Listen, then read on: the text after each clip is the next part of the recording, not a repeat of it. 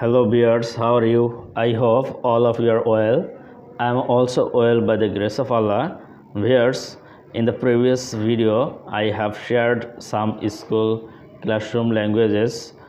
Now I am going to share more 5 English classroom languages. So, without further delay, let's see those sentences. Number 26, why are you late? Why are you late? That means তোমার দেরি হয়েছে কেন?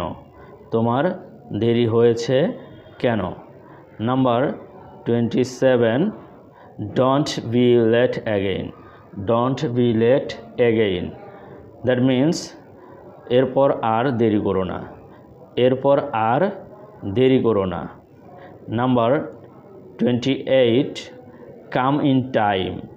Come in time. That means সময় মতো এসো।